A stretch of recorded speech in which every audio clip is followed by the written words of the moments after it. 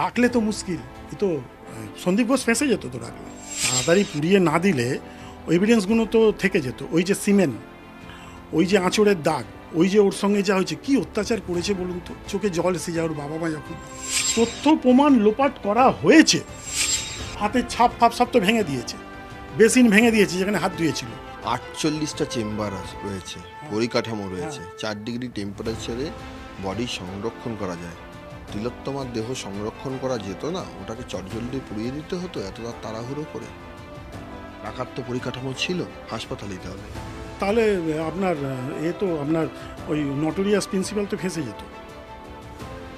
তাড়াতাড়ি পুড়িয়ে না দিলে এভিডেন্সগুলো তো থেকে যেত। ওই যে সিমেন্ট, ওই যে আঁচড়ের দাগ, ওই যে ওর সঙ্গে যা হয়েছে, কি অত্যাচার করেছে বলুন তো। চোখে জল এসে যায় ওর বাবা মা যখন বলে, চোখে জল এসে যায় আমাদের।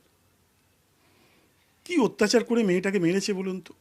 মানে আপনি বলছেন যে যদি পুলিশ চাইতো তাহলে বডি সংরক্ষণ হাসপাতালেই করা যেত? যেত না, আমাদের কী জন্যে আছে 4 ডিগ্রি টেম্পারেচারে চেম্বারের ভেতর ঢুকিয়ে দিলে কোনো চিন্তা নেই, ইজি ওকে প্রিজার্ভ করে রাখা যেত, কোনো অসুবিধা নেই। কিন্তু রাখলে তো মুশকিল, এ তো সন্দীপ ঘোষ ফেঁসে যেত তো রাখলে। ও সব জানে, ও খুন করেছে, ওর লোক খুন করেছে। ওই সুশান্ত রায় থেকে ডিএমই সকালবেলায় চলে এসেছিলেন। কেন এসেছিলেন? আরও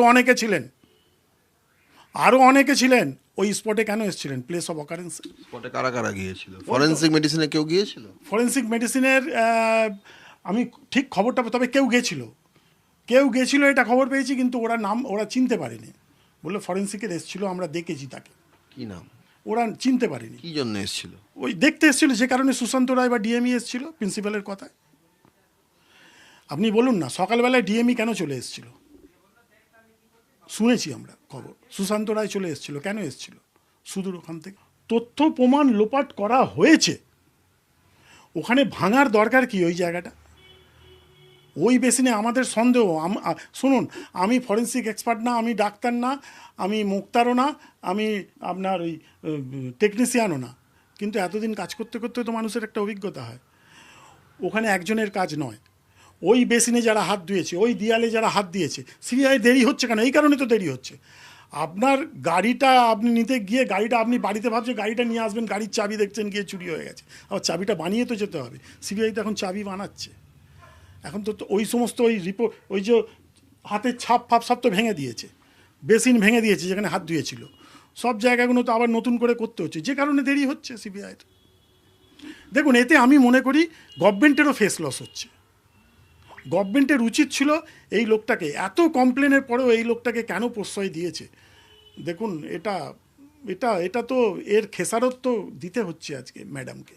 কলকাতার আরজিকর মেডিকেল কলেজ ও হাসপাতালে ধর্ষণ ও খুন হওয়া জুনিয়র ডাক্তারের বাবা রবিবার বলেছেন যে আরও 3টি মৃতদেহ থাকলেও তার মেয়ের মৃতদেহ তাড়াহুড়ো করে দাহ করা হয়েছিল। 31 বছর বয়সী প্রশিক্ষণার্থী ডাক্তারকে 9 আগস্ট মেডিকেল ইনস্টিটিউটে মৃত অবস্থায় পাওয়া যায়। এই ঘটনাটি সারা দেশে প্রতিবাদের জন্ম দিয়েছে। ডাক্তারের মা জানিয়েছেন যে হাসপাতালের কর্মকর্তারা প্রথমে দাবি করেছিলেন যে তার মেয়ে আত্মহত্যা করেছে।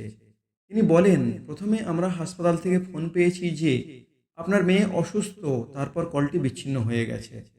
তিনি আরও বলেন যে তারপরে হাসপাতালে আবার ডায়াল করলে একজন নিজেকে সহকারী সুপারিনটেন্ডেন্ট হিসাবে পরিচয় দিয়ে বলেছিলেন যে তাদের মেয়ে আত্মহত্যা করে মারা গেছে। তিনি বৃহস্পতিবার ডিউটিতে গিয়েছিলেন। শুক্রবার সকাল 10:53 আমরা এই কল পেয়েছি, তার মা এমনটা বলেছিলেন। তার মা আরও বলেন যে তাদের শুধুমাত্র বিকেল 4:03 ডাক্তারের লাশ দেখতে দেওয়া হয়েছিল। তাকে দেখেই মনে হয়েছিল যে কেউ তাকে খুন করেছে। তিনি কথা বলেন। তিনি দাবি করেছিলেন যে কলকাতা পুলিশ এই মামলায় একটুও ভালো কাজ করেনি।